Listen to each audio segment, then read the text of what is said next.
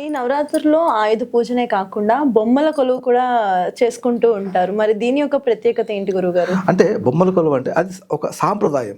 ముఖ్యంగా ఆడవాళ్ళు, మహిళలు ప్రతి ఇంట్లో చిన్నపిల్లలు ఉంటారు, పెద్దవాళ్ళు ఉంటారు. వాళ్ళని అంటే ఇదొక సరదా కింద మనం చూసుకోవచ్చు. సరదా కింద కానీ, సాంప్రదాయం కింద కానీ, వేడుక కింద కానీ మనం దీన్ని పరిగణించవచ్చు. ఎందుకంటే ఆ 9 రోజుల పాటు వివిధ రకాలైనటువంటి కొయ్య బొమ్మలతో ఏవైతే మనకు విగ్రహ ప్రతిమలు ఉంటాయో అలాగే విగ్రహ ప్రతిమలు కూడా పెట్టుకొని ప్రతిరోజు వాటికి పూజలు చేస్తూ చక్కగా అలంకరణ చేస్తూ ఇంటికి ముత్తైదును పిలిపించి, మహిళలను ముత్తైదును పిలిపించి వారికి పూజలు చేస్తూ వారికి వాయిదాలు ఇచ్చి పంపించడం అనాదిగా వస్తున్న సాంప్రదాయం, ఆనవాయితీ కూడా.